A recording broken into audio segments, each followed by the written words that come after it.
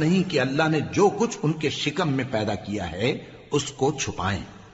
اور ان کے خاوند اگر پھر موافقت چاہیں تو اس مدت میں وہ ان کو اپنی زوجیت میں لے لینے کے زیادہ حقدار ہیں،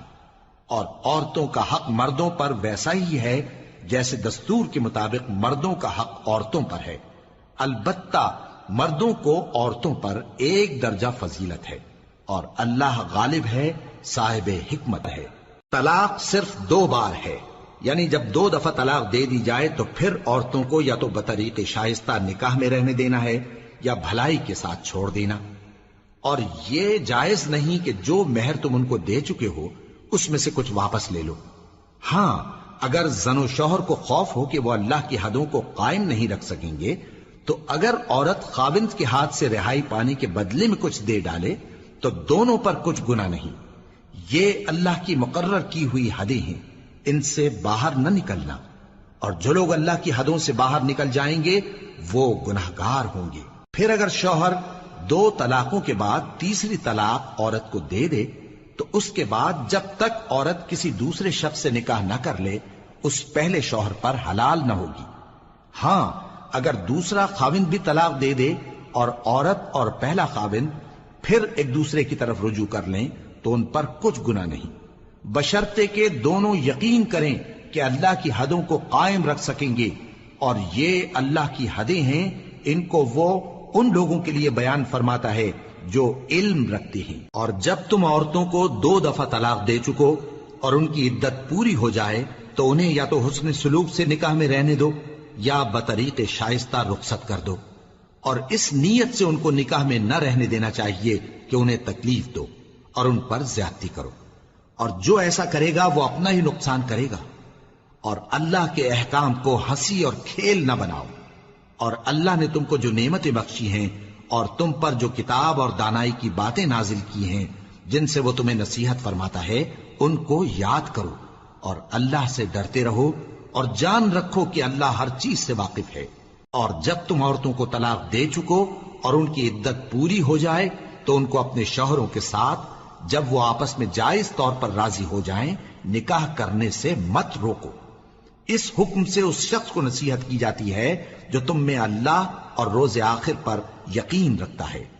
یہ تمہارے لیے نہایت خوب اور بہت پاکیزگی کی بات ہے،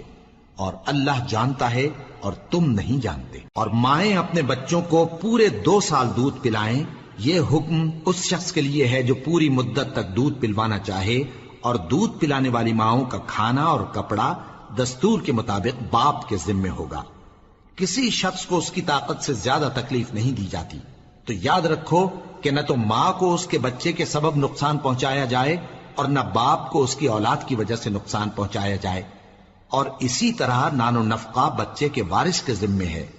اور اگر دونوں یعنی ماں باپ آپس کی رضامندی اور صلاح سے بچے کا دودھ چھڑانا چاہیں تو ان پر کچھ گناہ نہیں، اور اگر تم اپنی اولاد کو دودھ پلوانا چاہو تو تم پر کچھ گناہ نہیں، بشرطے کہ تم دودھ پلانے والیوں کو دستور کے مطابق ان کا حق جو تم نے دینا کیا تھا دے دو، اور اللہ سے ڈرتے رہو، اور جان رکھو کہ جو کچھ تم کرتے ہو اللہ اس کو دیکھ رہا ہے۔ اور جو لوگ تم میں سے مر جائیں اور عورتیں چھوڑ جائیں تو وہ عورتیں 4 مہینے اور 10 دن اپنے آپ کو روکے رہیں، اور جب یہ عدت پوری کر چکیں اور اپنے حق میں پسندیدہ کام یعنی نکاح کر لیں تو تم پر کچھ گناہ نہیں، اور اللہ تمہارے سب کاموں سے واقف ہے۔ اگر تم اشارے کنائے میں عورتوں کو نکاح کا پیغام بھیجو یا نکاح کی خواہش کو اپنے دلوں میں مخفی رکھو تو تم پر کچھ گناہ نہیں، اللہ کو معلوم ہے کہ تم ان سے نکاح کا ذکر کرو گے، مگر ایام عدت میں اس کے سوا کے دستور کے مطابق کوئی بات کہہ دو، پوشیدہ طور پر ان سے قول و قرار نہ کرنا، اور جب تک عدت پوری نہ ہو لے نکاح کا پختہ ارادہ نہ کرنا، اور جان رکھو کہ جو کچھ تمہارے دلوں میں ہے اللہ کو سب معلوم ہے، تو اس سے ڈرتے رہو، اور جان رکھو کہ اللہ بخشنے والا ہے، حلم والا ہے۔ اور اگر تم عورتوں کو ان کے پاس جانے یا ان کا مہر مقرر کرنے سے پہلے طلاق دے دو تو تم پر کچھ گناہ نہیں، ہاں ان کو دستور کے مطابق کچھ خرچ ضرور دو، یعنی مقدور والا اپنے مقدور کے مطابق دے اور تنگ دست اپنی حیثیت کے مطابق،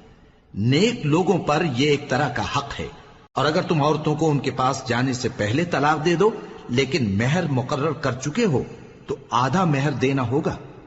ہاں اگر عورتیں مہر بخش دیں یا مرد جن کے ہاتھ میں عقد نکاح ہے اپنا حق چھوڑ دیں اور پورا مہر دے دیں تو ان کو اختیار ہے،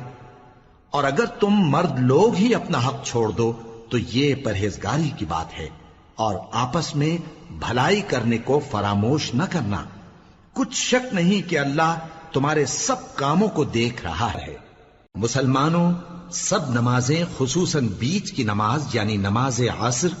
پورے اہتمام کے ساتھ ادا کرتے رہو اور اللہ کے آگے ادب سے کھڑے رہا کرو۔ پھر اگر تم خوف کی حالت میں ہو تو پیادے یا سوار جس حال میں ہو نماز پڑھ لو۔ پھر جب امن و اطمینان ہو جائے تو جس طریق سے اللہ نے تم کو سکھایا ہے جو تم پہلے نہیں جانتے تھے، اللہ کو یاد کرو۔ اور جو لوگ تم میں سے مر جائیں اور عورتیں چھوڑ جائیں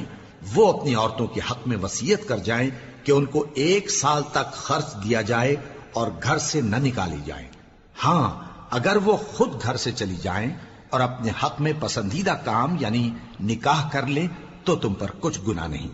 اور اللہ زبردست ہے، حکمت والا ہے۔ اور مطلقہ عورتوں کو بھی دستور کے مطابق نان و نفقہ دینا چاہیے، پرہیزگاروں پر یہ بھی حق ہے۔ اسی طرح اللہ اپنے احکام تمہارے لیے بیان فرماتا ہے تاکہ تم سمجھو۔ بھلا تم نے ان لوگوں کو نہیں دیکھا جو شمار میں ہزاروں ہی تھے اور موت کے ڈر سے اپنے گھروں سے نکل بھاگے تھے؟ تو اللہ نے ان کو حکم دیا کہ مر جاؤ، پھر ان کو زندہ بھی کر دیا۔ کچھ شک نہیں کہ اللہ لوگوں پر مہربانی رکھتا ہے، لیکن اکثر لوگ شکر نہیں کرتے۔ اور مسلمانوں، اللہ کی راہ میں جہاد کرو اور جان رکھو کہ اللہ سب کچھ سنتا ہے، سب کچھ جانتا ہے۔ کون ہے کہ اللہ کو قرض حسنہ دے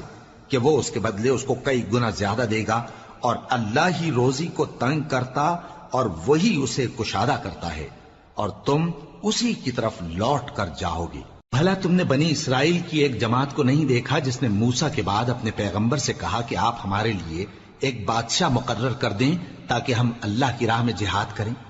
پیغمبر نے کہا کہ اگر تم کو جہاد کا حکم دیا جائے تو ایسا تو نہیں کہ لڑنے سے پہلو تہی کرو۔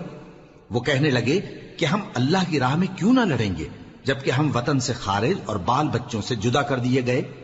پھر جب ان کو جہاد کا حکم دیا گیا تو چند اشخاص کے سوا سب پھر گئے،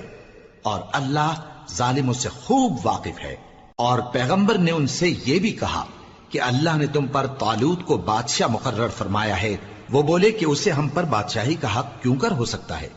اس سے بڑھ کر بادشاہی کے مستحق تو ہم ہیں، اور اس کے پاس تو بہت سی دولت بھی نہیں۔ پیغمبر نے کہا کہ اللہ نے اس کو تم پر فضیلت دی ہے اور بادشاہی کے لیے منتخب فرمایا ہے۔ اس نے اسے علم بھی بہت سا بخشا ہے اور تن و توش بھی بڑا عطا کیا ہے، اور اللہ کو اختیار ہے جسے چاہے بادشاہی بخشے، وہ بڑا کشائش والا ہے، دانا ہے۔ اور پیغمبر نے ان سے کہا کہ ان کی یعنی طالوت کی بادشاہی کی نشانی یہ ہے کہ تمہارے پاس وہ صندوق آئے گا جس کو فرشتے اٹھائے ہوئے ہوں گے، اس میں تمہارے پروردگار کی طرف سے تسلی بخشنے والی چیز ہوگی اور کچھ اور چیزیں بھی ہوں گی جو موسیٰ اور ہارون چھوڑ گئے تھے۔ اگر تم ایمان رکھتے ہو تو یہ تمہارے لیے ایک بڑی نشانی ہے۔ غرض جب طالوت فوجیں لے کر روانہ ہوا تو اس نے ان سے کہا کہ اللہ ایک نہر سے تمہاری آزمائش کرنے والا ہے، جو شخص اس میں سے پانی پی لے گا اس کی نسبت تصور کیا جائے گا کہ وہ میرا نہیں، اور جو نہ پیے گا وہ سمجھا جائے گا کہ میرا ہے۔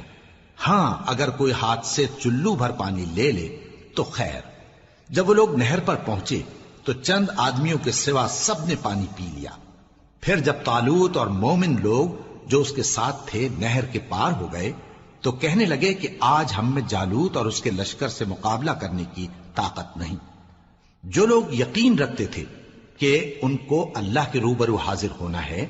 وہ کہنے لگے کہ بسا اوقات تھوڑی سی جماعت نے اللہ کے حکم سے بڑی جماعت پر فتح حاصل کی ہے، اور اللہ ثابت قدم رہنے والوں کے ساتھ ہے۔ اور جب وہ لوگ جالوت اور اس کے لشکر کے مقابل میں آئے تو اللہ سے دعا کی کہ اے پروردگار ہم پر صبر کے دہانے کھول دے اور ہمیں لڑائی میں ثابت قدم رکھ اور لشکر کفار پر فتح یاب کر۔ تو طالوت کی فوج نے اللہ کے حکم سے ان کو شکست دے دی، اور داؤد نے جالوت کو قتل کر ڈالا، اور اللہ نے ان کو بادشاہی اور دانائی بخشی اور جو کچھ چاہا سکھایا، اور اگر اللہ لوگوں کو ایک دوسرے پر چڑھائی اور حملہ کرنے سے نہ ہٹاتا رہتا تو کرۂ ارض تباہ ہو جاتا، لیکن اللہ اہل عالم پر بڑا مہربان ہے۔ یہ اللہ کی آیتیں ہیں جو ہم تم کو سچائی کے ساتھ پڑھ کر سناتے ہیں، اور اے محمد صلی اللہ علیہ وآلہ وسلم تم بلا شبہ پیغمبروں میں سے ہو۔ یہ پیغمبر جو ہم وقتاً فوقتاً بھیجتے رہے ہیں، ان میں سے ہم نے بعض